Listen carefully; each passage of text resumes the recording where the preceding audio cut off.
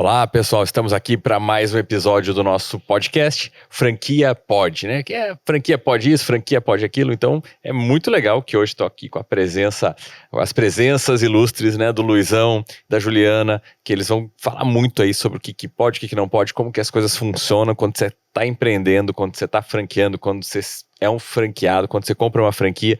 Então, principalmente aí na área de alimentação, né? Eles são muito feras nisso e é isso que a gente vai conversar no episódio de hoje. Primeiro, muito obrigado, agradeço demais vocês aí, sejam muito bem-vindos. Sei que na correria, né, com tantas unidades, com tantos franqueados, desse momento que a gente está vivendo aí de negócio, de desafios no empreendedorismo, conseguir um tempo para conversar aqui, para bate-papo, né, é difícil. Então eu agradeço demais aí a presença de vocês. Sempre um prazer, né? Até porque franquia é isso, né? É trocar conhecimento, trocar informação. Isso tá na essência da franquia e é sempre um prazer estar com você, estar com os colegas, estar com os amigos. É muito bacana, muito legal e a gente sempre vai estar à disposição disso. Legal, muito bom, muito bom. Sempre vocês me ajudam. Lá a gente teve o primeiro evento SDF Summit, né? E o que o pessoal falou depois foi assim, cara, minha visão de franquia antes do Luizão, depois do Luizão, né? Foi aquela palestra assim, vamos quebrar tudo aqui mesmo. Então foi muito legal, foi muito marcante. Depois a Juliana participou, né, do meu grupo de mentoria, né? Ajudando, contando, compartilhando a experiência, o conhecimento. Então vocês são grandes parceiros e grandes referências aí no mercado do franchise. Então é muito legal, muito obrigado. E vamos já começando. Primeiro, se vocês pudessem falar rapidamente, eu acho que o enfoque não é história, é assim, a prática, o que está indo hoje, mas só para falar quais são as marcas, como que vocês chegaram nesse negócio, né? E para daí depois a gente ir aprofundando aí o dia a dia das operações, da vida do empreendedor. Claro. Então, a gente tem a marca Spedini, a gente é franqueador da Spedini e franqueador da It's Grill, né? A Spedini a gente tem desde 96 e a It's Grill é uma marca que a gente criou em 2002, a gente criou essa marca, não, em 2011 a gente criou essa marca e foi uma coisa bacana essa criação da It's Grill, que a gente pesquisou bastante no mercado, né? Foi um ex-colaborador nosso, um designer, que a gente lançou esse desafio para ele. Vai atrás de alguma coisa nova que não tenha no mercado. A gente quer uma coisa nova, a gente quer assim, uma coisa inovadora.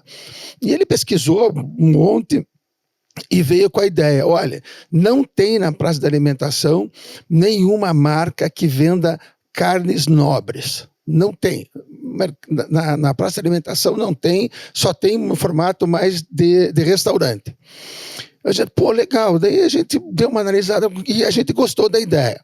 Levou algum tempo, a gente desenvolveu o cardápio, desenvolveu, né, pratos e foi desenvolvendo. Quando estava pronto, assim, prontinho para lançar, o Madeiro abre a primeira loja em praça de alimentação, né? A gente falou, nossa, cara, a gente atrasou, né?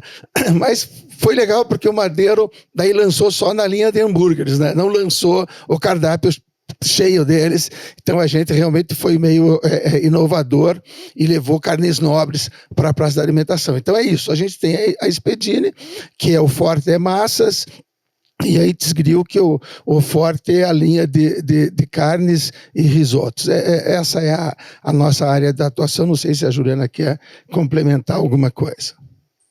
Não, acho que é isso aí, tem um mix interessante, elas se contribuem uma com a outra ali, até em estudo de mercado ajuda bastante para ver o que funciona em uma e outra. É um bom benchmark permanente que a gente tem ali sem precisar fazer muito esforço, né? Então, são marcas complementares. Uma coisa interessante que eu acho que vale a pena falar é o seguinte. Hoje em dia, as operações de alimentação, elas perderam aquilo que tinham aí há 20, 15 anos atrás, que elas eram muito engessadas em relação ao seu cardápio original. Por que isso? Porque o consumidor está demandando, cara, é uma coisa muito legal, né? O consumidor chega no nosso balcão e pede, olha, eu quero uma lasanha na Spedini, eu quero uma lasanha, tá? Aí, quando chega a lasanha, você não tem um feijãozinho preto? E a gente fala, não tenho. Aí, agora eu quero, sei lá, um penne ao sugo. Mas você não tem, sei lá, uma salada tal? Poxa, não tenho. E a gente começou a se questionar, poxa, o consumidor está pedindo para a gente, ele quer comprar da gente, ele está disposto a pagar para a gente diz, não tenho. Não faz sentido. Eu estou ali para atender o que o consumidor quer comprar de mim. Então, a gente começou a flexibilizar os cardápios para aquilo que tem mais solicitação do consumidor, entendeu? Então, você começa a flexibilizar dentro daquilo que o teu cliente quer. E para isso existe o varejo. A gente está lá para atender o consumidor, né? Então, a gente acaba flexibilizando em algumas situações o cardápio base para atender o que o consumidor quer. E é bacana isso, né? Você está atendendo o teu consumidor, pô, ele quer comprar, né? Poxa, por que eu não vou entregar para o meu consumidor o prato que ele quer comprar? Cara, isso é muito bacana e já encaixa aqui num desafio de vocês e de quem está acompanhando, de redes de franquias, porque se você é o dono do restaurante e tem uma unidade, você fala, cara, vou fazer, pedir amanhã, vou colocar aqui um feijãozinho preto também. Agora, para vocês, quando você faz uma mudança dessa, vai impactar toda a tua rede, né? Como que vocês fazem isso?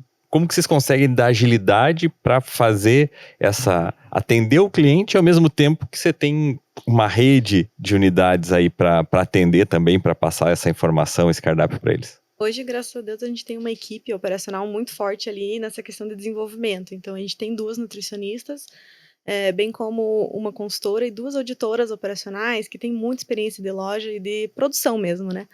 Então, sempre que vem alguma ideia, alguma solicitação, uma demanda, seja de cliente, franqueado, até a equipe de loja, às vezes dá uma ideia legal, a gente consegue testar no escritório, faz um monte de teste, cria receita e daí manda para uma loja. Seja uma loja própria ou uma loja franqueada, que graças a Deus hoje nossos franqueados todos são muito parceiros para testar, ainda mais quando é uma ideia deles, né?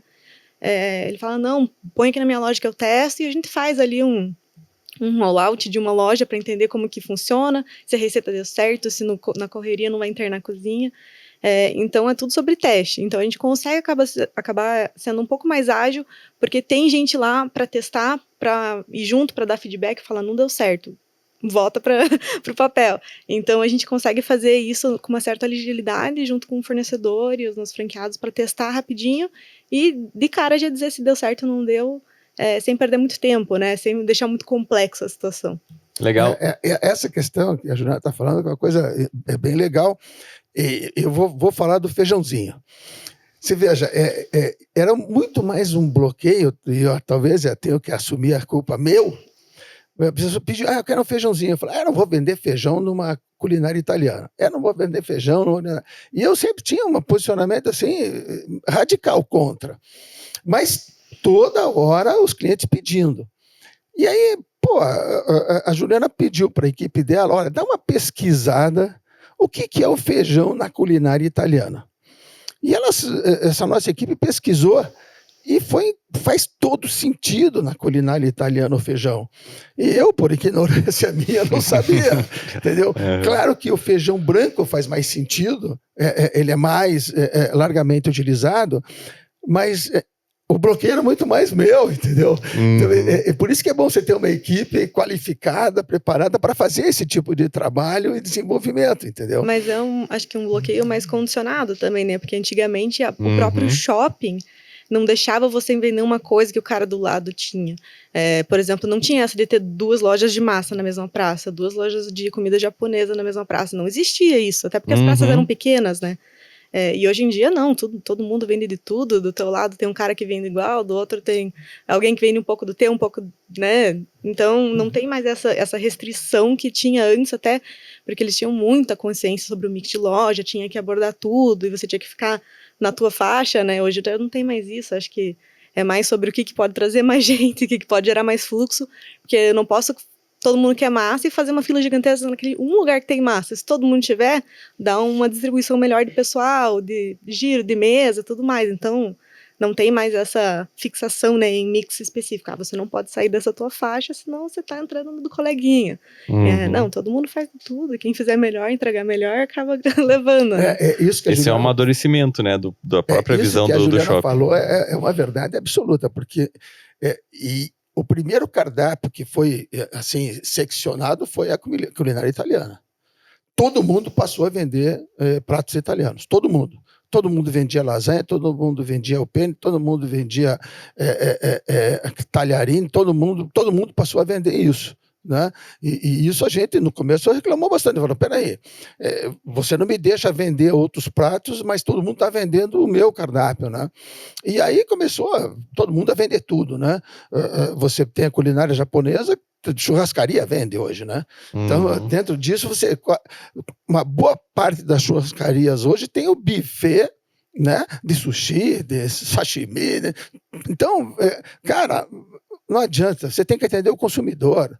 Você não pode ser restritivo hoje. Você tem que atender o que o teu consumidor quer comer. E é exatamente isso aconteceu em todo o varejo.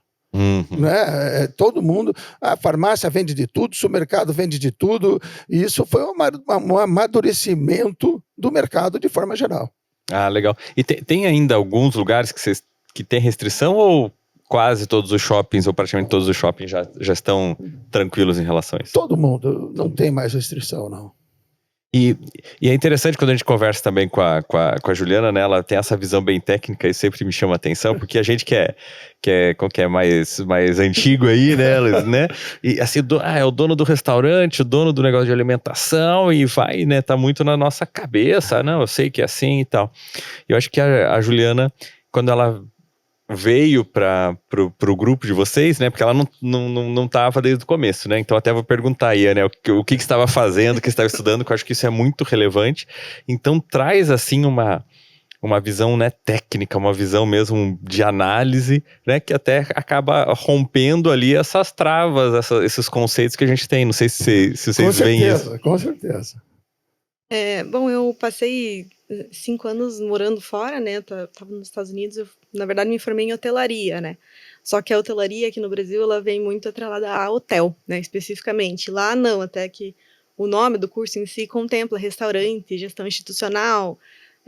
Então, se eu for ver, assim, colega de faculdade, tem gente gerenciando desde estádio de futebol até casa de repouso, né? Então, tem de tudo ali. E é uma vertente ali de curso especificamente que ela é muito técnica. Então, a aula era dentro da cozinha para você aprender a fazer um cardápio, precificar e servir e fazer ele rodar certo. A aula era dentro do hotel, tirando o lençol da cama, limpando para você ver quanto tempo efetivamente levava o giro de um quarto de hotel. Então, era tudo muito específico e eles forçavam muito a gente a pegar e fazer. Que eles pregavam muito aquela coisa, você só pode cobrar uma coisa de alguém se você consegue entregar o que você está cobrando, né? Então, eu não posso pedir para a pessoa fazer 30 pratos por minuto, eu não consegui fazer. Então, era tudo muito nessa coisa de teste e de dados, né, especificamente. Voltando para o Brasil, eu fiz uma pós em gestão da qualidade, voltada muito para Six Sigma, né, com o Black Belt, tudo gestão de processos, efetivamente. Eu acho que isso foi um casamento muito bom, porque lá cresce muito essa coisa do streamline na hotelaria, né, tanto restaurante, hotel, tudo mais.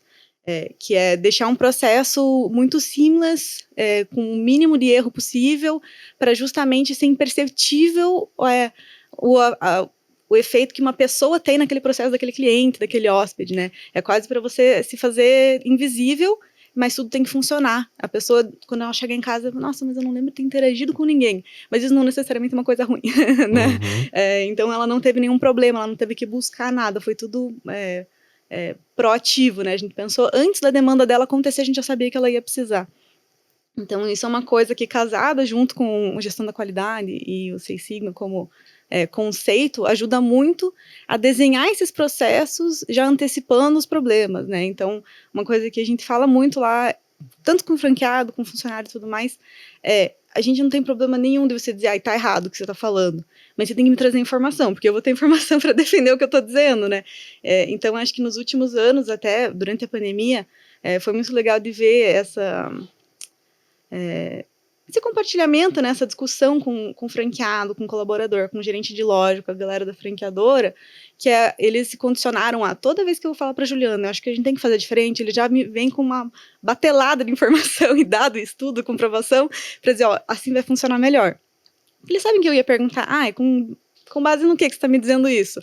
E eles, as vozes da minha cabeça estão me dizendo que é assim. Eu falo, não, isso não vai servir, porque às vezes, né, a gente não está conseguindo ver todos os lados. Então, a gente conseguiu condicionar todo mundo da rede a sempre ir atrás de informação e comprovação e ter dados específicos que nos ajudam a, primeiro, montar um projeto, né, e direcionar ele bem, e depois defender o que a gente está dizendo, né, para conseguir aplicar em rede. Todo mundo tem que comprar a ideia, né? Não adianta eu falar assim, vocês vão fazer isso. Porque qualquer pessoa fala, não vou fazer, né? E daí quebra toda a questão de padrão.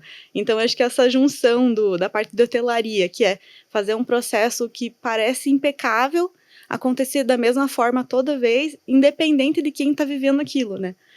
Seja na parte de negócios como franqueadora, franqueado, ou como cliente lá na ponta. Então, foi um casamento bom, assim, de disciplinas que muita gente fala assim, que gestão de processo tem a ver, né? Então, você acaba conseguindo trazer informações que são bem transferíveis de indústria para a parte de restaurante, para a parte de franqueadora, para a parte de atendimento ao cliente e tal. Então, ajuda bastante essa visão mais técnica. Então, eu acho que acabou sendo um casamento legal ali de informações e o pessoal adotou muito, gostou dessa parte. E se eu tiver dados, fica muito mais fácil de eu entregar esse projeto e falar, vamos fazer ele agora. Enquanto eu só tenho uma ideia, eu não consegui definir o que é uma ideia boa, né? Onde eu quero chegar com aquilo. Então fica muito mais arbitrário, muito mais no feeling ali, que não vai dar certo tão rápido quanto uma coisa já pré-estudada e planejada e pensada, né?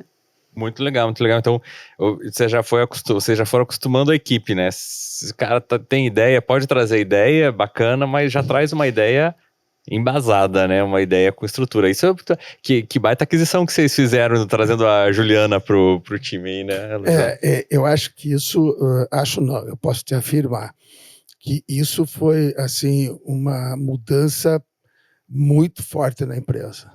Muito forte.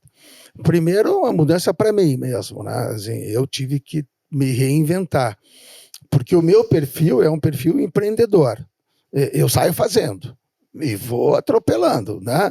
É como você falou, das antigas. Eu saio fazendo e penso que as pessoas vêm atrás de mim dando um jeito. Esse sempre foi o meu jeito de ser. Saio fazendo e, galera, vamos embora. Não deu certo. Refaz, vamos embora, vamos fazendo. E assim que a gente começou e vamos embora. E aí, quando a Juliana veio para o time, ela olhou e me falou, pai, isso aqui é uma bagunça, né? Eu falei, mas é uma bagunça que está ganhando o jogo. Mas tudo bem, mas pode não ganhar sempre, né? Aí eu falei, bom, faz como você acha que tem que ser. Então, levou aí 3, 4 anos e ela arrumou a casa. E, claro que eu tive que aceitar essa mudança de procedimento. Muita gente saiu porque não conseguiu, né, conviver com aquela mudança, que tudo atrelado a procedimento, a comprovação, a dados, a informação. Né? Muita gente não conseguiu acompanhar essa mudança, mas isso hoje eu afirmo com muita tranquilidade. A empresa ganhou, muito com isso. Hoje é uma empresa que está consolidada, né? Tudo que tem lá dentro hoje tem dados, tem bases científicas, né? Tudo hoje a gente tem procedimento, tudo hoje a gente tem informação, tudo hoje a gente sabe o que fazer em cada situação que ocorrer, mais grave, menos grave. Então, uma empresa hoje é muito mais tranquila para enfrentar as situações, tanto é que a gente enfrentou a pandemia e estamos aqui, né? Bem tranquilo. Foi difícil, claro que foi, mas já era uma empresa que tinha dado muito passos nessa organização. Então, a gente cresceu muito, muito, muito como empresa, como franqueador, né, no relacionamento com o franqueado. Foi muito legal, muito bacana ver essa mudança, né, para uma área mais técnica, muito legal. Oh, que legal, e tudo isso que a gente está falando é justamente, né, já que você falou dos franqueados, é a entrega para os franqueados, né? Quer dizer, você tem toda essa retaguarda, essa base, esse estudo, desenvolve receita, desenvolve cardápio, precificação, processos, e é a entrega para eles. E como que vocês veem isso aí? Qual que é o segredo para que você consiga fazer? Porque a gente estava conversando antes, né? O cara que compra uma franquia, ele investe, ele tá investindo justamente para receber isso. Então a gente pensa que na prática, beleza, se ele comprou para receber isso, eu vou entregar isso e tá tudo certo. E não é bem assim, né? Não é. Você sabe, Erlon, a gente conversava antes e assim, esse é um tema muito interessante, muito legal, e ele é um tema importante para o momento, né? Onde tem muita gente pensando e muita gente precisando empreender. Né? Ah, a empresa fechou, eu estou mudando de emprego, estou mudando de ramo, estou pensando em empreender, estou precisando empreender. Pô, legal. A franquia é uma boa opção? Eu afirmo com certeza, é a melhor opção. E os dados estatísticos comprovam isso, né? Que se você vai para o ramo de franquia, percentualmente o percentual de insucesso é 20 vezes mais baixo do que se você for sozinho. Mas por que isso? Porque uma franqueadora tem todo o marketing, tem o operacional, tem a área de vendas, tem a área de desenvolvimento de produto, tem a área contábil, tem a área financeira, toda ela estruturada para te dar esse suporte.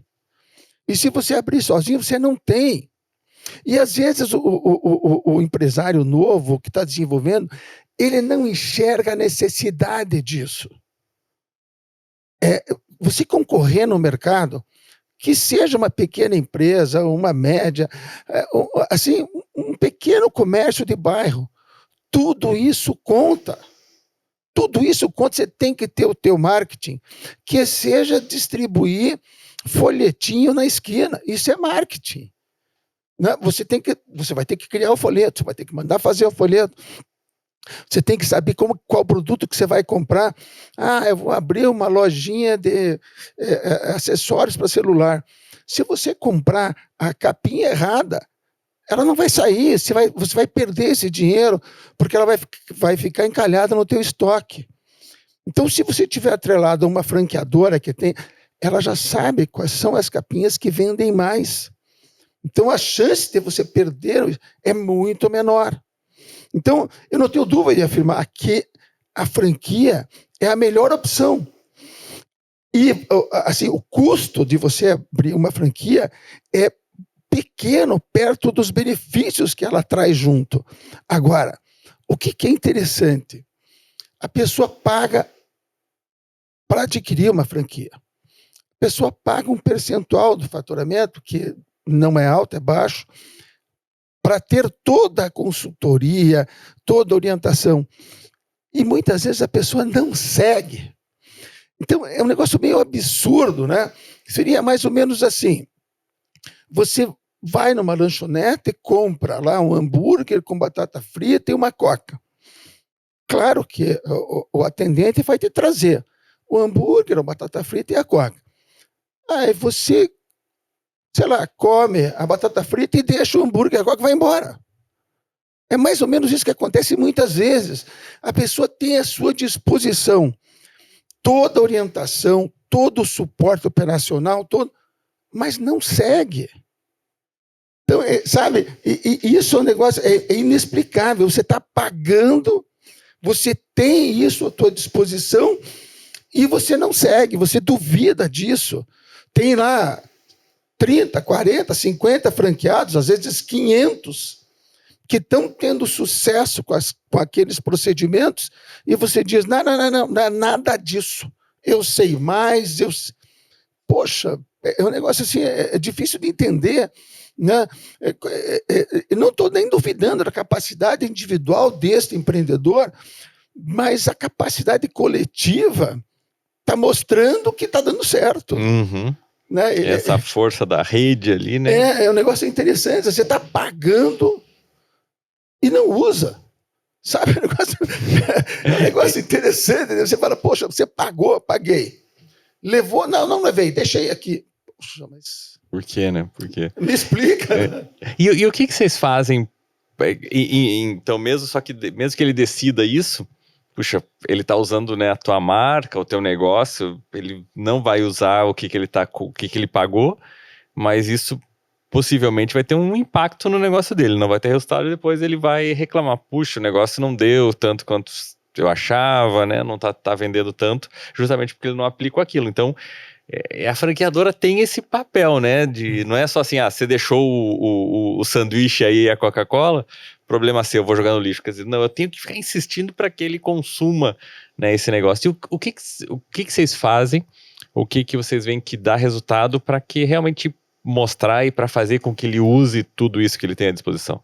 Eu acho que isso é uma coisa que é do ser humano, né? A partir do momento que dói, ou no bolso, ou no ego, o negócio acaba andando mais rápido, né?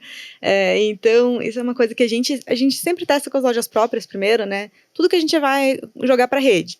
Porque como as nossas lojas próprias, elas têm gerentes um pouco mais autossuficientes ali, né? Eles estão mais sozinhos. Tem um gerente nosso gerente geral, que cuida de todas as lojas, mas a gente, como dono, não está perto todo dia, né? Porque o nosso foco é na franqueadora.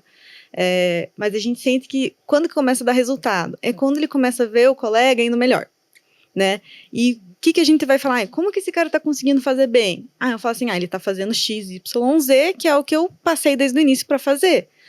E como que o custo dele está sob controle? Ele lança todas as notas, ele lança a produção, ele faz controle de estoque, né? Que pra gente o nosso Holy Grail ali, né? Nosso principal indicador é o CMV, né? Isso a gente só consegue fazendo contagem de estoque, lançando nota e tendo esse controle, né?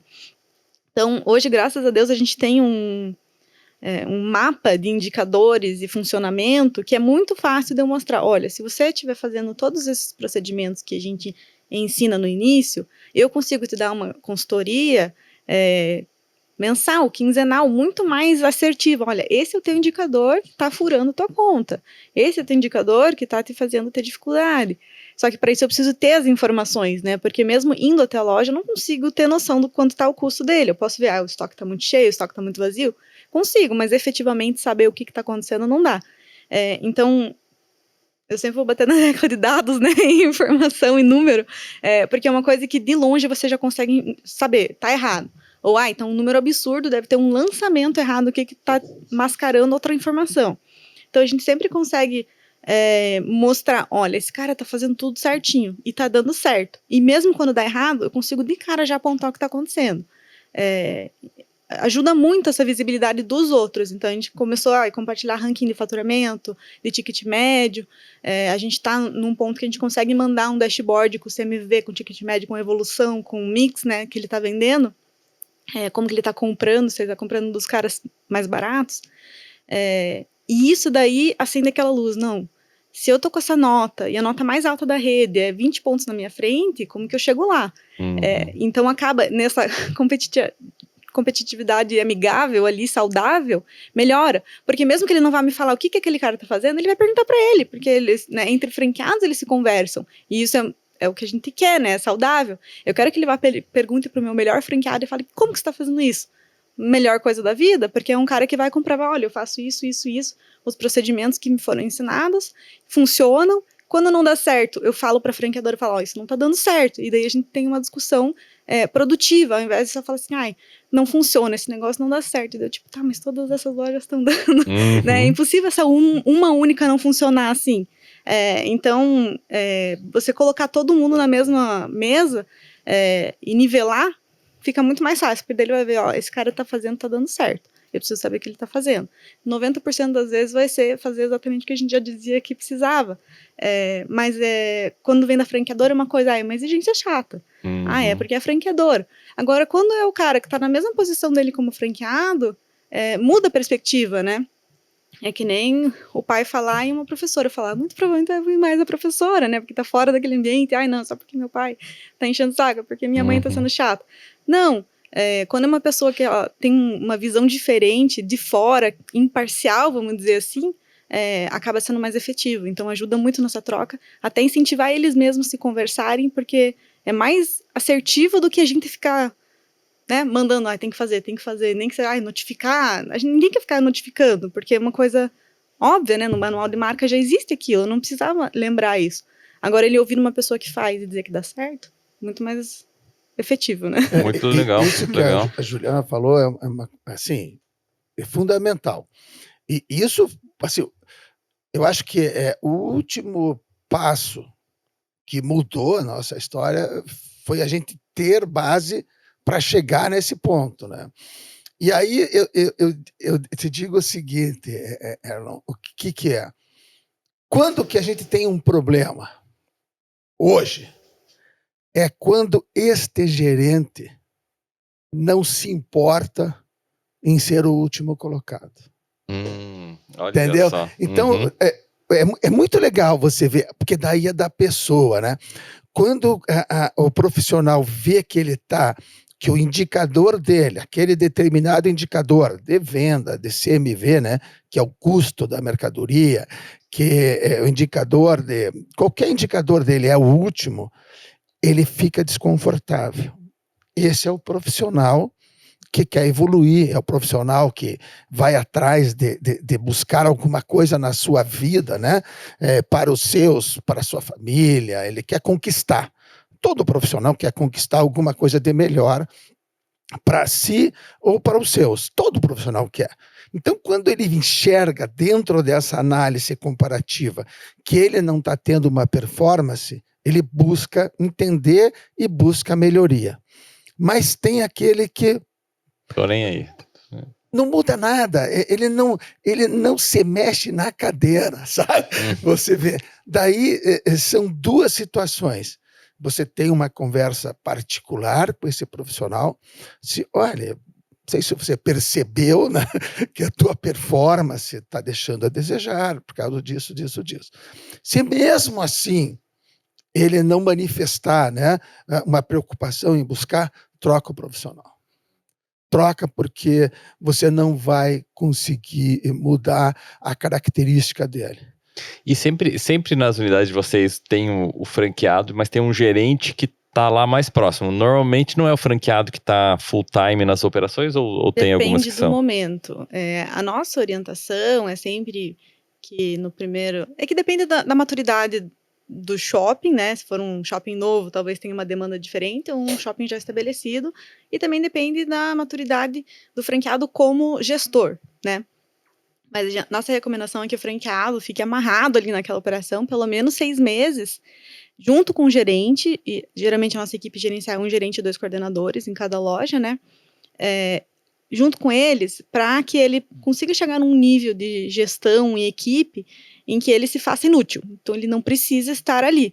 Que é o quê? Olhando com o foco de ter mais uma loja, de ter mais um negócio.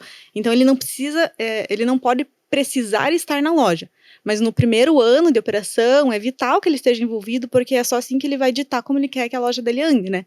Então, se ele não conseguir criar uma equipe gerencial, condicionar um gerente que faça as coisas do jeito que ele faria, ele não vai conseguir se afastar da loja, ou, no caso dele não estar na loja, não vai andar do jeito que ele quer. Porque é aquela coisa, né? Se você não... O que representa muito a tua gestão é quando você não tá lá, né? Então, é assim que você dita quão bom gestor você é, quando você sai, né? Então... Isso é até um foco que a gente tem lá na franqueadora, que antes, quando alguém saía de férias, era um caos, né? Não sabia pra onde virar, ficava que nem umas galinhas sem cabeça, correndo. E hoje a gente tá num ponto que sair de férias é maior tranquilidade, todo mundo fica de legal, boa, né? Então, e essa é uma coisa que a gente tenta colocar muito para as lojas, que é, o franqueado ele não pode precisar estar lá, com uma visão de crescimento, né? Se eu vou ter mais uma loja, não posso precisar estar na outra. Então, ele tem que estar lá pelo menos 6 meses, 1 ano, bem devotado, bem focado, para daí ele poder se afastar e o negócio continuar. E a gente vê que os franqueados que seguem isso à risca, quando ele sai da loja fica até melhor, que daí o gerente fica com mais fome, nossa, eu quero crescer, eu quero vender mais, então é incrível de ver tipo, a vontade de fazer que o pessoal pega dos donos das lojas, né? Então, se o dono tá lá junto, não, vamos fazer, vamos vender, vou pro fogão, vou lavar a louça, vou atender, e eles sendo complementares entre si como equipe, quando o franqueado se afasta, é muito legal de ver o resultado que tem na loja. Porque daí o cara fala, não, agora eu tenho que mostrar que eu sei fazer sozinho. E, nossa, voa, essas lojas aí, o cara viaja, tira férias tranquilo, não precisa ficar pensando, ai, o que tá acontecendo na minha loja, vou voltar, vai estar tudo despencando. Não, a loja voa, às vezes vai melhor ainda. E o cara quer se provar, né? E essa troca, esses daí, tanto que a gente fala às vezes mais com o gerente do que com o franqueado, porque o franqueado chegou num ponto de, nossa, esse cara tá tocando minha loja do jeito que eu tocaria e é só isso que eu posso pedir. né? Ah, que show, hein? Então é muito legal de ver esses gerentes são, assim, exemplos para todo mundo. Tanto que as nossas lojas, eles ficam perguntando o que aquele cara tá vendendo, que eu quero saber, eu preciso vender mais. E daí fica no querer conversar e trocar a moedinha e querer fazer igual, é muito legal. Isso é bem legal, sabe, Erlon? Assim, vale a pena contar aqui até para quem está nos assistindo, assim. Olha, o melhor exemplo que a gente tem, assim, que eu acho que vale a pena contar, nós temos, assim, vários franqueados que são excelentes, tal. E esses que a gente pode classificar como excelentes, são aqueles que passaram de 6 meses a 1 ano, até um pouco mais, no início dentro da unidade. Então, eles alcançam hoje uma rentabilidade do negócio maior do que a gente alcança nas lojas próprias. Porque eles dominam a operação como ninguém. E isso é fundamental, como falou a Juliana, para aumentar o seu negócio. A gente teve essa semana, né, lá no Boticário, eles têm franqueados que têm rede que fatura 300 milhões por ano. Nós conhecemos bem o Mauro Nomura, que fatura mais de 100 milhões por ano. Então, se você quer criar um grande negócio, comece dominando o seu negócio, para você poder multiplicar ele.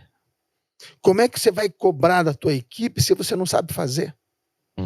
Né? Então, não adianta. A gente tem casos, hoje é um momento que tem muita procura de franquia.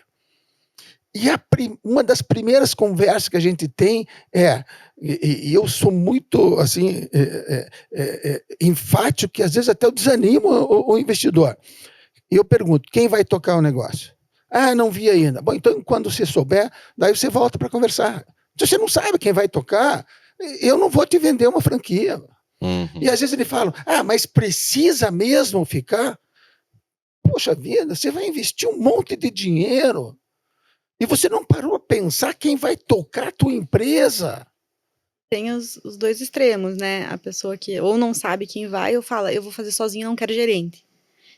O dono sozinho não consegue tocar uma loja, porque tem muita coisa de dia a dia que você acaba passando o dia inteiro fazendo e você tem que fazer, que é fazer pedido, atender cliente, né, ver equipe, escala, que daí você não sobra tempo para você fazer as coisas de dono, né, que é fazer RH, ver contabilidade, fazer pagamento efetivamente.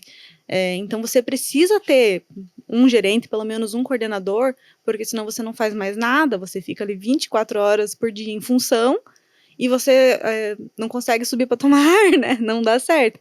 Então, o cara que fala, não, eu vou sozinho e não preciso de gerente, a gente geralmente aconselha o contrário, falando, você precisa de um gerente, porque senão você não vai fazer mais nada. Ainda mais no início, quando você ainda está lidando com obra, com shopping, com um monte de coisa, você precisa de uma outra pessoa ali para estar aprendendo a operação junto com você e saber fazer a operação rodar enquanto você precisa estar fazendo outras coisas em paralelo. Sozinho você não consegue fazer, né? E até voltando só para uma questão prática que me dá uma curiosidade, eu sei que muita gente tem curiosidade na questão do ranking ali, que foi um fator bem importante para vocês, né? E como que vocês fazem? Uma vez por mês? E aparece o nome de todas as unidades? O que vocês já viram que dá certo, o que não dá certo? A gente está adaptando ainda, né? Mas o que a gente está fazendo com consistência agora é no início do mês. Fechou o mês, a gente faz um levantamento, vê se está tudo certinho e manda o ranking por loja, aparece o nome da loja, a cidade e o faturamento. E daí aparece o ticket médio e o total de tickets. E daí a gente faz a separação por balcão e delivery também. Então, bem esmiuçado ali. A pessoa sabe exatamente onde que ela está em relação à rede, em relação à cidade dela.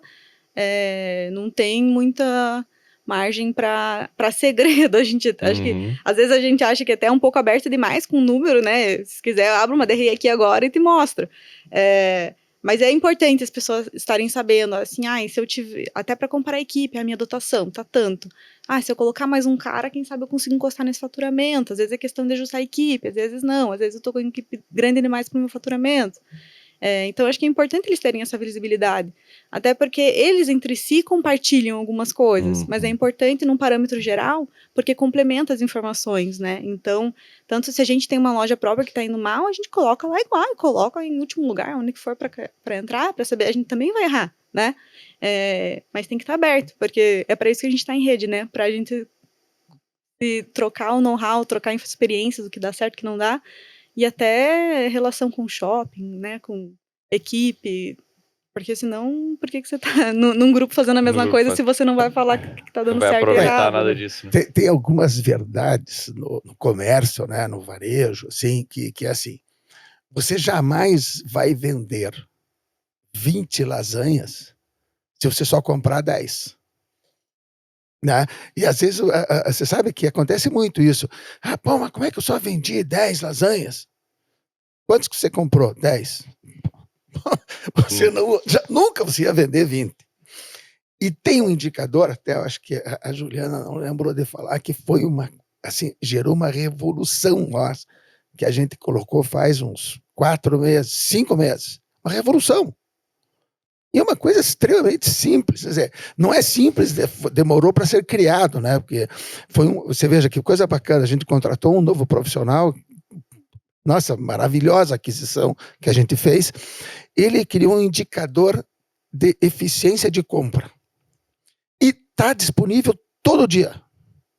Ele joga na rede todo dia. E assim, se você está comprando bem, a tua loja está com uma nota verde. Se você está comprando mal, ela está com uma nota vermelha. Todo dia. Quando o cara está com a nota vermelha, o cara surta. E o que é comprar mal? O que é comprar? É quando você compra com um desvio padrão acima do desvio padrão da média baixa. Então, se você compra no menor valor, dentro da média menor disponível do mercado, você está comprando bem. E a gente aceita um desvio padrão até de 2%. Então, se você comprar dentro dessa variação do disponível no mercado, mais ou menos 2%, tua nota está verde.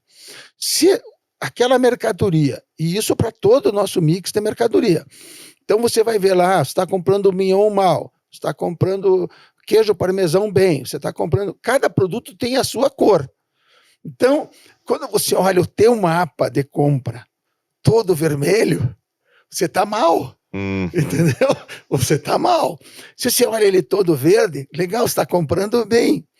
E isso já indica como que vai ser o resultado do teu negócio. Porque se você comprar bem, o teu custo final do mês vai ser bom. Se você comprar mal, dificilmente você vai ter um custo bom, entendeu? Então, isso gerou uma revolução, porque o cara todo dia sabe se ele está comprando bem ou mal. E aí, o que acontece, como falou Juliana? Por exemplo, ele pagou lá R$70 no mignon. Aí ele vê o cara do lado, na loja, porque aparece o valor que o cara comprou. Pagou 59. Ele liga, cara, onde é que você pagou isso, velho? Aí o cara já fala, comprei em tal lugar, entendeu? Que legal, é uma troca diária. Claro que eles só podem comprar nos fornecedores que são homologados, né, que tem padrão de qualidade e higiene, senão eles não podem comprar. Mas quando o cara é um bom negociador, ele espreme aqueles 3, 4, 5 fornecedores que são credenciados e consegue comprar melhor. Então, isso foi uma coisa muito legal, entendeu? Que legal, que legal. E vocês, até falando nisso, vocês decidiram um caminho de não fornecer nada mesmo para os franqueados, né? Ele deve comprar do mercado, né? Vocês são franqueadores puros ali. A gente tem um sonho, mas como tudo que a gente vem dizendo tem um número, né? Então a gente entende até qual o número de unidades que a gente tem que ter para uma operação de fornecimento se pagar. Porque até por conta da pandemia, talvez se não fosse a pandemia a gente tivesse acelerado esse projeto ali, mas a gente não é capitalizado o suficiente para ter essa empreitada de tipo, vou abrir, depois eu me viro para ver como que eu pago, né? Então a gente tem um número de unidades X que precisa estar aberto em operação para o volume disso justificar tanto uma indústria como a parte de logística, que hoje é complexa, né, para ter. E também porque hoje a gente está focando nessa expansão, nesse serviço, que foge da nossa expertise, a parte de indústria, né? Então, tira o foco. Então, a gente quer primeiro que isso esteja rodando certinho e chegue no número ok, que, né, o nível de maturidade da rede esteja melhor, para daí a gente conseguir focar num segundo negócio, porque é uma coisa inteiramente separada, diferente, né? Para conseguir fazer. E a gente tem alguns exemplos no mercado, né, de empresas que a gente conhece, mais ou menos, que foram para a indústria e hoje se tornou um grande problema para essas grandes empresas de 400, 500 lojas, que o grande problema se tornou a indústria, né? Porque não atingiram escala para pagar a indústria. Suficiente para aquilo ali vale a pena. Isso é muito legal, porque eu coloco muito, tem muita gente que fica, né, nessa pressão achando, puxa, mas eu não produzo. Cara, mas você está entregando como franqueador, você tem que entregar know-how, né, conhecimento, que a gente está falando aqui, e marca, né? Sim. Produzir é outra coisa, pode chegar Sim. um momento, mas isso não deve ser não pode ser o principal, não deve ser o principal aí, né, principalmente no setor de alimentação. Perfeito. E até nesse ponto, a gente falou, vocês falaram de CMV também, dos indicadores. Hoje está um desespero, né, no mercado, porque o preço de tudo está subindo. Então, acho que vocês já estão com muitas ações aí nesse sentido, justamente para controlar o CMV. Mas o que vocês veem aí? Porque está difícil de repassar, às vezes, para o consumidor na mesma velocidade que o fornecedor está passando para a gente. Qual que é a saída, qual que é o caminho, o que vocês estão falando discutindo sobre isso, além de, claro, desse indicador de compras, eficiência de compra, que eu acho que é fantástico, né? Mas como que vocês estão vendo essa questão do CMV aí? Um ponto de virada que a gente teve, até foi antes da pandemia, porque foi a primeira vez, a gente fez um reajuste de cardápio na Eats, que assim, foi acho que a pior decisão que a gente tomou, que foi naquela época que a arroba do boi subiu ali em 100% de um mês para o outro, e aí assim, quase inteiramente carne, né, cortes nobres, e daí a gente tem que reposicionar, a gente reajustou 25%, e assim, foi tiro e queda o faturamento, né, não deu boa, a gente teve que voltar atrás, refazer tudo, e daí a gente começou a rever como que a gente pode fazer isso para conseguir repassar certo, não prejudicar as margens, mas mesmo assim se manter posicionado na praça, né? Porque para alimentação é uma coisa muito específica, né? A demanda dali, principalmente a diária, que é recorrente. Então a gente começou a abrir um pouco mais os indicadores para olhar não só o CMV, porque ele acaba sendo um pouco... ele te cega um pouco quando você fica focado no CMV, né? E é aquela... eu nem lembro quem que falou isso um dia, mas que a pessoa falou assim, eu prefiro ter uma venda de 200 com CMV de 50 do que uma venda de 100 com CMV de 30, né? Então a gente teve que dar uma olhada maior e focar em margem para alguns pratos, que são os pratos que teriam um CMV maior, a gente fica focado um pouco mais na margem, quanto dinheiro efetivamente está ficando, e os que a gente sabe que tem um CMV bem controlado, que são a nossa âncora, que a gente chama, daí esses a gente foca no CMV, porque é aquilo que vai ancorar os nossos pratos compostos, né? Então, se eu focar no CMV da carne sozinha, eu nunca vou conseguir vender ela, não dá. Então, eu vou ver o que a carne vai junto. Ela vai junto com o arroz, ela vai junto com a batata, vai junto com o risoto, com a massa, e daí a gente ancora esses acompanhamentos e as guarnições do prato para a carne poder estar precificada de uma forma justa, né? Que me deixe um dinheiro ok no caixa, mas que também não estoure o valor daquele prato e incentive o cliente a não comprar a carne. Que infelizmente teve rede que teve que tirar corte de mignon, a gente tirou a picanha, por exemplo, da Expedine, né? Porque ela não cabia mais, né, na nossa realidade. Então a gente teve que começar a olhar a margem separada do CMV. Então a gente faz as duas análises separadas, meio cegas, assim, né? Eu olho só a margem sem olhar o CMV ao mesmo tempo, e depois eu ponho as duas juntas. E olhar por mix. Então, representatividade no faturamento. Né? Então, às vezes eu fico hiper focado naquele corte caro que está com o CMV em 38, 40, mas a representatividade dele no final do dia é muito baixa. Então, eu preciso olhar no meu par mediana, que é uma coisa que a gente vende rodo, né? Então, aquele ali, estando bem precificado, bem posicionado, com uma margem legal, eu consigo apertar um pouco mais o que não tem uma representatividade maior. Claro, isso muda de loja para loja, mas no macro, se você separar em terços, eles ficam muito, muito próximos ali. Tem uma loja ou outra que tem um outlier ali, dá o exemplo, o Barigui, ele vende muita picanha, né, na Eats, muito mignon na Expedine, Mas comparado aos outros, ele tem né, um ticket médio mais alto. Mas separado em terços fica muito próximo. Então a gente começou a dar uma olhada da representatividade final no faturamento de cada prato. E daí a gente aperta ou alarga ali a margem de acordo com quanto eu vendo daquilo efetivamente e do impacto que aquilo vai ter no meu CMV final. Porque não é só compra, né, o CMV. Ele vai ditar quanto que saiu daquilo, quanto que ficou, se eu tive perda ou não. Então a gente começou a fazer um mix de indicadores que nos fizeram uma matriz legal ali de precificação. Esse legal, foi né? um conhecimento que a empresa não tinha, que é engenharia de cardápio, e que a Juliana que trouxe. A gente não tinha esse conhecimento, foi integralmente incorporado por ela na empresa, que hoje a gente tem. É muito legal, é justamente esse daí é o amadurecimento na gestão do negócio de restaurante, né? Exatamente. Porque realmente aquela coisa, né? É tudo CMV, cara, Não. tem um mundo ali além um mundo. da análise do Engenharia, CMV, né? eu nunca tinha ouvido falar nisso. Eu sou um réu, confesso. Eu nunca tinha ouvido falar nesse troço. Entendeu? Então, quando ela trouxe essa, né, essa ciência, falar, caraca, existe isso, né? Aí começar a entender como que precifica, cara, é outro mundo. Essa parte de dados, ela dói um pouco, porque você tem que ser um pouco frio com o que você gosta, né? Então, quando você faz aquela matriz de... não lembro o nome agora. Cash cow, assim, né? Que você vê, cara, você vai ter que tirar... A gente se limitou a uma folha de cardápio para limitar o mix da loja, né? Porque as lojas de shopping são pequenas. A gente falou assim, se couber nessa uma folha de cardápio, cabe no meu estoque. Então, toda reajuste de cardápio, a gente reavalia a venda. O que tá lá embaixo me traz pouca venda, pouca margem, sai do cardápio. E isso dói às vezes, né? Porque às vezes é o negócio que você mais gosta, e daí você tem que tirar, e daí você vai discutir isso com alguém. Fala assim, não, mas na minha loja vende muito. Daí a gente fala assim, mas o que vende muito? Vamos ver. E geralmente não vende muito, é só tipo aquele um cara que vem lá há 20 anos pedir aquele um prato. E daí a gente, o que a gente vai fazer? A gente ainda tem esse produto, que se a gente fizer um bom bolado, a gente consegue servir ele o que ele quer. Mas tem que ser um pouco frio nesse aspecto. Quando você lida só com dados, daí você tem que tirar o teu, não, mas eu quero muito esse prato.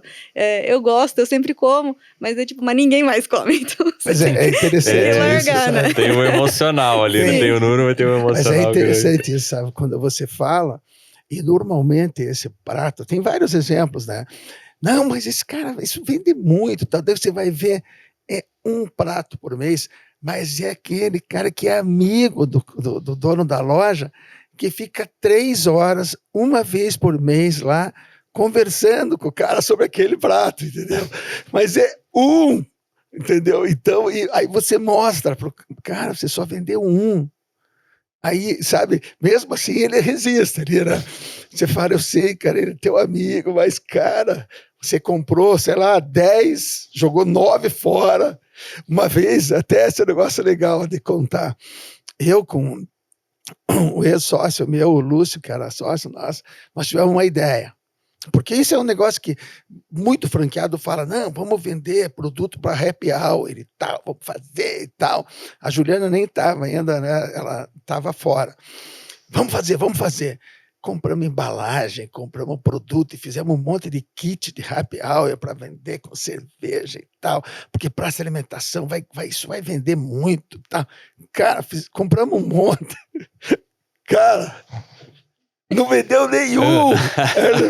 Nenhum. Eu acho que eu e o Lúcio junto comemos lá uns 20. Aí, mas a gente ia todo dia no final da tarde comer alguns. Não vendeu nenhum, cara. Nenhum. Tem isso, nenhum, né, cara? Velho. Nenhum. Mas isso certamente é uma coisa que hoje... Certamente isso hoje teria tido outra repercussão, né? Porque o que a gente faz? Quando a gente está fazendo reajuste, o processo inteiro leva ali 2 meses até a gente soltar o reajuste, né? Porque a pesquisa de mercado, às vezes, renegociar alguma coisa, né? Fazer produção de mídia. Quando a gente vê lá atrás, esses produtos aqui, eles não estão saindo. Mas vamos ver se eles não saem porque eles são ruins, que ninguém quer, ou se a gente não está fazendo marketing para eles. Então, geralmente a gente pega e faz uma arte, uma mídia específica para aquele produto que está no risco de sair e põe nas lojas. Porque daí a gente reavalia chegando lá perto para ver se realmente era falta de mídia daquela coisa, ou de oferecer, ou do cara da frente tá vendendo ele, ou se efetivamente ninguém queria aquele produto. E geralmente se confirma, ninguém queria aquele produto, mas teve uma vez ou outra que teve resultado, e era porque ele não estava bem apresentado, porque a foto dele não estava bonita, porque ele não estava bem claro no cardápio. Então a gente acaba testando todas né, exaurindo todas as possibilidades para daí, não, beleza, sai do cardápio para poder entrar uma coisa nova, para poder inovar e tal, sem começar inflar demais o nosso mix, nosso estoque, porque senão ninguém, né, tem espaço nem dinheiro para isso. Então a gente começa a testar. Mas eu tenho certeza que pode ter sido marketing. Você quer ver outra coisa que a gente lançou há uns 15 anos atrás, né? E também não teve nada. Até a Juliana fala que a gente estava à frente do tempo, foram as hot salads, né? A gente lançou saladas quentes, cara. A gente fazia legumes grelhados. Cara, eram maravilhosos, mas não vendia nada. Claro, faltou marketing e tal, mas é que naquele tempo não era o momento, entendeu? A cultura de consumir o produto. Né? Hoje já acho que seria bem diferente, mas era uma coisa maravilhosa, assim, sabe?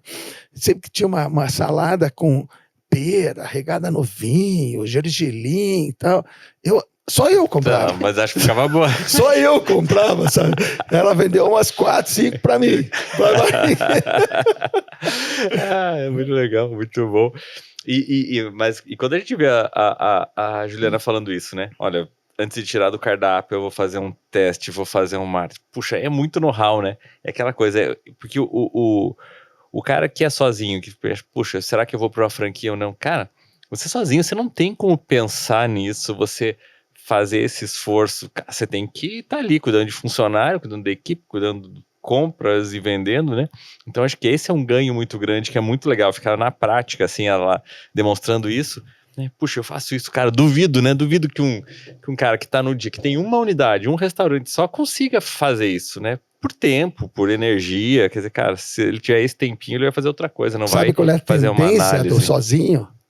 É inchar o cardápio. Ele vai pondo produto, ele não tira. Ele vai pondo produto, daqui a pouco ele está com estoque absurdo, perdendo, jogando fora produto de monte, porque ele está agregando. Um cara pede feijão, ele põe o feijão. Outro pede lá peru, ele põe o peru. Outro pede o salmão, ele põe o salmão. Outro pede bacalhau, ele põe o bacalhau. E ele vai pondo, mas ele não tem tempo de estudar. De analisar, de fazer essa peneirada, esses aqui tira. Onde é que precisa de marketing, onde é que não? Ele não tem tempo. Porque a demanda, qualquer empresa, independente do tamanho, né, tem análise operacional, tem análise sanitária, tem análise de marketing, tem análise financeira, tem análise do RH, todas elas têm tudo, em maior ou menor grau, mas vai ter tudo. E é difícil a pessoa sozinha ter eficiência em todos esses itens. Não é que o profissional não é qualificado ou ele não consegue fazer tudo, né? Sozinho. Bem como uma equipe grande, a gente tem dificuldade às vezes, né? Tanto que a gente brinca que antes da gente fazer uma reviravolta com os cardápios, tanto da ITS como da Speedini, cara, cada um era uma enciclopédia. Você tava do MBA para entender que tinha 15 páginas de informação, de produto, de coisa que não vendia, não saía. Daí a gente perguntava, por que isso não vende? Não sei. Quantos que você tem comprado? Eu não compro, né? Então você não vende porque você não compra? Ou será que você parou de comprar porque ninguém pedia? Então são esses questionamentos que às vezes você sozinho, você não tem tempo, nem cabeça para fazer, né? Se você tiver um restaurante, cara, só o tempo que você usa para RH, recrutamento e seleção, com o turnover, assim, que é característico do mercado, você não faz mais nada, cara. O nosso RH, ele fica internado todo dia, né? Porque é muito entra e sai, e, cara, é um mercado difícil, assim, e, cara, completamente compreensível, porque é um trabalho duro. Você já entrou numa cozinha de prazo de alimentação, você não consegue ficar ali, assim, nossa, amo estar aqui, né? Porque é quente, é bastante gente, chega num pico de movimento, é gritaria, é confusão, é muita coisa, é um monte de comando saindo, você vai pra casa ainda escutando o barulho da impressora, né? Então, é difícil. Se você tem um sozinho, você tem que cuidar desse RH, desse pessoal, da equipe que tá lá e da equipe que não tá lá, você não consegue fazer quase mais nada. É muito volume de coisa para fazer, né? A gente teve, né? Eu falei agora há pouco do Boticário. Eles levam 14 meses para desenvolver um produto. 14 meses, velho. Desenvolvendo para chegar no padrão, embalagem, estratégia de marketing, né? Nós, para desenvolver um produto novo, a gente leva aí 120, 150 dias. Para a gente mudar um cardápio, nós temos uma equipe, assim, eu diria que umas 8 a 10 pessoas que se envolvem 45, 90 dias para atualizar um cardápio. Então, você imagina uma pessoa sozinha. Sozinho, impossível. Sabe? Por exemplo, o cara entra lá e ele fala, não, eu faço um prato hoje, amanhã põe na cozinha. É verdade. Você vai fazer. Só tem uma questão. Você faz isso hoje, amanhã você serve no teu buffet. Beleza. Depois da manhã, você vai pôr ele diferente. Porque você não desenvolveu a receita, você não desenvolveu o padrão, você não ensinou a cozinheira, você não ensinou o auxiliar. E se você falar, faça aquilo que eu fiz ontem, ele não vai fazer. Ele vai fazer diferente. Porque você não desenvolveu o padrão. Né? Então, você desenvolver um prato com a equipe de desenvolvimento até chegar na receita, no fornecedor, tudo pronto, para daí você sair treinar toda a rede para fazer aquilo todo dia da mesma forma, para chegar na mesma qualidade, é tempo. É tempo, né? Empenho muito, muito. E isso torna impossível mesmo, inviável. E como que vocês fazem o treinamento da rede? Vocês estão usando vídeo, é presencial, Tem um mix. A gente tem tudo que deu para colocar, que é bem didático, né? Assim, que é segurança no trabalho, segurança alimentar. A gente fez vídeo e apresentações. A gente tem uma plataforma, né, de comunicação que tem uma universidade corporativa dentro. Então, tá tudo lá, tanto para reciclagem. A qualquer momento a pessoa pode assistir. Mas tem coisa que só estando na loja para você aprender, né? Que é o franqueado ele vai ter que saber o gosto padrão de todos os molhos, né? O sabor, o aroma, a cor, a aparência, a textura. Então ele tem que estar lá para provar, porque na loja dele ele vai ter que provar o molho todo dia. Tem um franqueado nosso que a gente até brinca que ele almoça molho, porque ele vai lá e todo dia ele pega o pratinho dele, põe todos os molhos, prova todos os molhos, e se tiver errado ele já sabe te dizer o que tá errado. Tá faltando sal aqui, tá faltando açúcar aqui, tá faltando cozinhar um pouco mais, tirar a acidez. E eles têm, vai criando e moldando esse paladar e essa visão, né? Tem a nossa auditora, Dona Rita, né? Ela tem 20 anos de casa aí. Ela de entrar na cozinha e sentir o cheiro, ela já sabe se tem um molho errado, né? Isso só dentro da loja. Ainda não temos a tecnologia, né, para passar cheiro pelo computador, pelo celular ali, mas quando tiver, tenho certeza que a gente vai usar.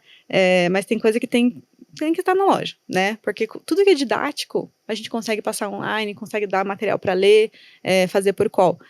Mas efetivamente o negócio é estar na loja. Porque se ele não tiver, ele não vai saber como atender, como lidar com uma reclamação quando tem alguma coisa errada, como falar com o cliente, abordar o cliente, lidar com a equipe naquele momento de estresse, né? Quando tá muito movimento. Mas acho que esse é a conclusão toda de franquia é que você tem uma cobaia para errar por você antes de você ter que fazer, né? Então, sempre que tem alguma sugestão, a gente testa nas nossas, já erramos muito, tanto que acho que a gente passou por esse trauma lá atrás, bem cedo, quando eu entrei, que acho que a primeira coisa que eu falei pra ele é que a gente tinha que fechar a loja que eu tava, porque não tava dando certo. Eu fiquei 1 ano numa loja que era da Osório ali, eu passei 1 ano e eu falei pra ele assim, não vai dar certo essa loja. Acho que a primeira coisa que eu falei pra ele, tipo, de verdade na empresa foi assim, tem que fechar. E foi doído, né, como fechar qualquer negócio é doído. Então, mas você tem que ter essa frieza, né, de saber, cara, não vai dar certo. Tá 10 anos ali, tá capengando. Eu acho que se a gente tivesse ela na pandemia, a gente não tinha conseguido segurar as pontas de tudo. Então, tem que ter essa frieza, porque você tem que admitir quando tá errado. Então, quando você tá num grupo de pessoas, e você tem uma ideia que acha que vai dar certo, e você passa pro franqueador, e tá junto para fazer esse teste, para ver informação, para ouvir que não deu certo, para, né, ficar feliz que deu certo, ajuda, porque tudo que a gente testa no nosso antes. E se dá certo, se dá errado no nosso. Então dá tempo de consertar ou de desistir antes de passar para todo mundo, né?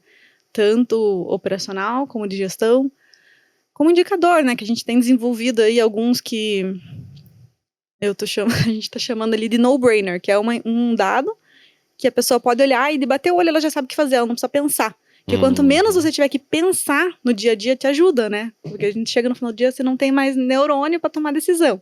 Então, de equipe. Como que eu defino a dotação da minha loja? A gente fez um indicador que é correlacionado com o faturamento, então o cara olha aquilo ali, ele já sabe exatamente quantas pessoas ele tem que ter, se ele tem que contratar, ou se alguém sair, ele não repõe.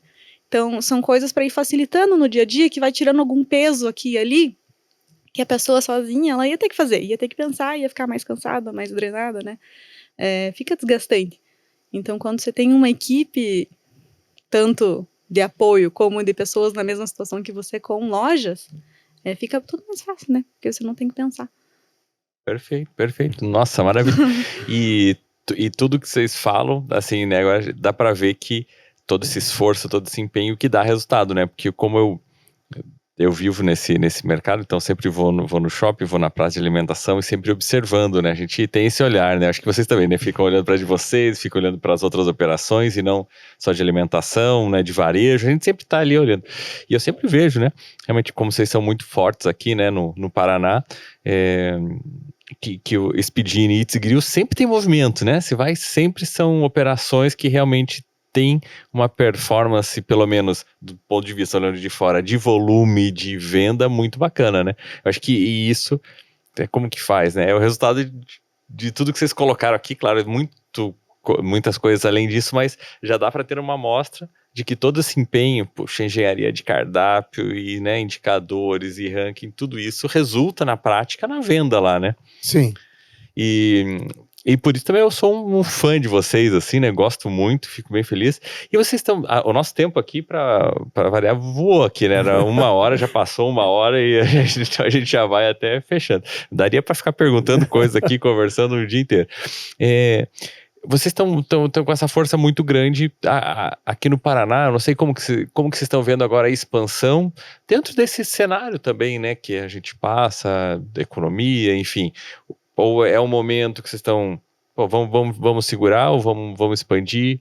Ou se vocês podem falar também esses planos aí? Bem tranquilo. A gente está no momento, assim, a gente está fazendo expansão, só que a gente está, assim, muito exigente na expansão. Sabe, assim, para a gente vender uma loja hoje, a gente conversa muito com o pretendente. Muito.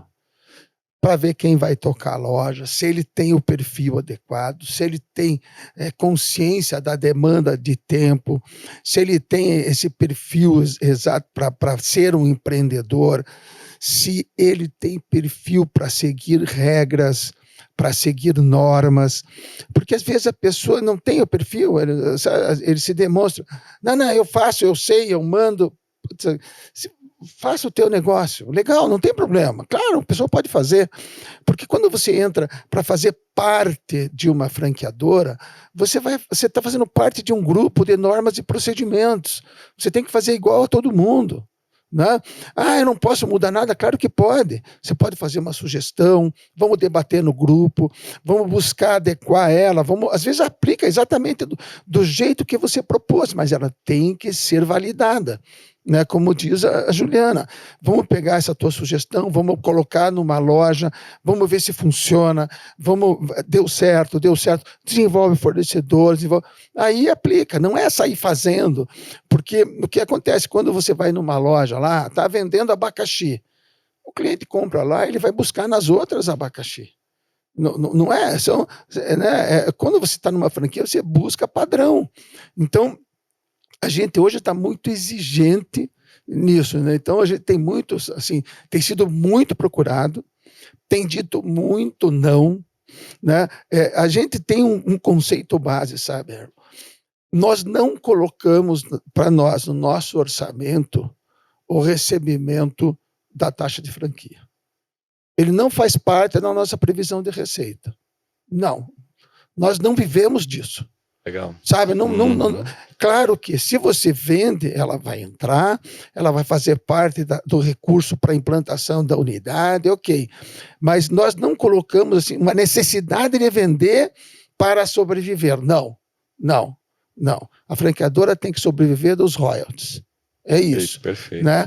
Porque a gente não vai naquela sede de vender, sabe, para se viabilizar. Não, nós queremos crescer, mas solidamente, com empreendedores que tenham o perfil adequado. Então, a gente está num viés de expansão. Temos feito reuniões, assim, nossa área comercial, todo dia. Tem reunião hoje à tarde, temos reunião amanhã, e assim, o nosso comercial já filtra, depois dele filtrar, daí a gente entra conversando. Ele já dá uma descartada aí em 80%, né? Já descarta, porque quando a gente senta, ele já entendeu que a pessoa tem o perfil. Né? Se não tem, a gente já descarta, porque a gente realmente, a demanda de tempo que dá para um franqueador administrar alguém que não tem o perfil adequado, pense no desgaste. É muito grande e realmente não vale a pena. Não vale. Perfeito. Eu acho, a nossa visão é bem, bem alinhada, né? Essa preocupação de crescer de uma maneira sólida, né? De uma maneira consistente. Porque isso aí, você coloca o cara errado, fica ruim para ele, fica ruim para vocês. No final Exatamente. É prejuízo, é dor de cabeça para todo mundo, né? Todo então mundo. você acerta. É porque, assim como a rede é uma marca só em N lugares, a gente lida com o shopping, que são redes também. Às vezes você queima a cara com um franqueado em uma rede de shopping, o cara não quer mais você na rede deles. Imagine quanto ponto você perde, quanta oportunidade para outras pessoas você perde, né? Então a gente tem que pensar em todos esses âmbitos e do cliente. Às vezes o cara tá entrando com a tua marca num mercado novo, queima a cara lá, pra você voltar lá, você tem que esperar 5, né? A primeira coisa que o shopping faz, liga. Luizão, assume essa loja aqui. Eu não aguento mais esse cara. Imagina se eu fosse assumir toda a loja que o cara tem um perfil inadequado, nós estava louco. Né? E como a Juliana falou, o desgaste que dá para a franqueadora para administrar essa vontade do shopping, esse desgosto do cara errado, desgosto da franqueadora, porque aí começa a dar um desgaste da equipe operacional, porque ela vai lá, fala pro cara, ele não quer seguir norma, ele não quer fazer certo, ele não, sabe, ele compra uma carne de um fornecedor não credenciado, daí tem risco, daí, porque a nossa equipe joga pesado, ela chega na loja e joga fora a carne, porque é risco alimentar. Então a nossa equipe não chega conversando, isso aqui não está dentro do padrão, joga no lixo. Aí o cara me liga, louco, para, você vai me pagar? Eu não vou pagar nada, cara. Você não pode comprar desse fornecedor. Por quê? Porque ele não tem selo da saúde, que está louco. Vai comprar carne na esquina de qualquer um, não é assim. Então, você imagina o desgaste que dá, sabe? Então, a gente hoje está sendo muito mais seletivo na escolha. Legal. Então, se você que está acompanhando aqui gostou de tudo isso, né? Se interessou por ser um franqueado, existe essa possibilidade, né? E tá num momento de expansão, sim. Mas tem que saber já de cara que tem que trabalhar, né? É um negócio lucrativo, é um negócio bom, é um negócio bem estruturado, tem uma retaguarda, um suporte, né? Já tive aí o prazer de algumas vezes, né, estar na franqueadora com vocês. E realmente o pessoal trabalhando muito sério, mas e nessa seriedade é uma venda séria também, cara. Não vou dizer assim, né? E investe aí a grana e vai pra praia. Não, investe a grana, faz o negócio dar certo, depois dá, né? A Julia falou, depois o negócio tá redondinho, você pode curtir, né? Ter o gerente, mas vai ter que trabalhar, tem que estar afim de seguir todo esse padrão, todo esse suporte que vocês dão, esse conhecimento, né, que é muito rico mesmo. Acho que foi muito legal para mim, né, esses exemplos mostram aquela diferença do que é você estar numa rede, do que você estar sozinho. A gente conseguiu explorar muito bem isso aqui, foi muito legal. Então tem lá o site, né, do Spedini, da It's Grill, provavelmente vai ter lá um campo para você se cadastrar se você tem interesse em ser um franqueado, que é uma né, são duas marcas que realmente a gente sabe que trabalham de uma maneira muito séria, né, com um franchise aí que é bom para todo mundo. E até aproveitar, né, Erlon, em Curitiba tá assim, tem 2 shoppings novos, né, um ali na ida para o aeroporto, na Avenida das Torres, na Avenida das Torres. Tem um que parece que vão fazer ali onde era a Tuiuti, né? Estão falando daquele que é ser Iguatemi, né? Então tem uns 2, 3 aí que estão surgindo, o que Curitiba a gente já não tinha mais vaga em lugar nenhum, mas agora está surgindo aí 2, 3 shoppings novos. Quem é de Curitiba tem oportunidade, porque não tinha mais vaga. Legal, legal, olha, fica a dica aí, né? E ali no da Avenida das Torres, eu moro ali perto, então já vai ter cliente também, porque você vai ser um franqueado, já vai comprar a franquia e já vai levar um cliente junto aqui, que vai ser pertinho da minha casa. Beleza, pessoal? Puxa, dá pra gente conversar muito aqui. Vamos marcar aí um outro bate-papo, se vocês tiverem um tempinho. Certeza. Mas a gente vai encerrando e queria aí deixar as palavras finais, as dicas finais de vocês para quem está acompanhando, quem quer ser um franqueado, quem quer ser um franqueador, quem quer empreender, enfim, agora é de vocês a palavra aí. Não, só agradecer, Erlon, sabe? A gente está sempre à disposição, é muito legal, assim, é apaixonante falar de franquia, né? A franquia, a Associação Brasileira de Franquias, é uma entidade, assim, muito atuante, muito bacana fazer parte. Graças a Deus, a Expedini ganhou novamente o selo de excelência, né? É o 11º selo que a gente ganha, a gente está muito feliz, que é uma chancela de qualidade nossa e que a gente fica muito feliz, a gente luta para ganhar esse selo e que nos dá assim, muita felicidade. E a ABF também é uma entidade maravilhosa que traz muito conteúdo, né? Você participa muito atuante e a gente está muito feliz por estar aqui e sempre à tua disposição quando precisar e a gente sempre fica muito feliz de recebê-lo lá e obrigado a todos que assistirem e a gente está à disposição de vocês. Valeu, muito obrigado. Obrigado por convidar a gente, acho que um papo muito legal que dá para pensar também, né? Até quando você vai falando, você fala, talvez tem que mudar alguma coisa também. Mas acho que é isso aí, a gente tá com a porta aberta, seja para pretendente a franqueado ou a franqueador de outras coisas, para dar palpite, para conversar, para ver como que é a nossa estrutura, a gente tá sempre aberto. Beleza, muito legal, valeu. Então, se você quer saber mais sobre franquia, sobre negócios, deixa seus comentários, as perguntas. Se tiver pergunta para eles, também pode colocar nos comentários. A gente faz essa ponte, essa conexão. E principalmente, se quiser também investir numa excelente franquia, procura lá a Expedini Itzgril. Agora com essa possibilidade em Curitiba, né, que tá aparecendo durante bastante tempo, não tinha, né, agora, então é um momento bom aí. Beleza, pessoal? Valeu, até o nosso próximo episódio.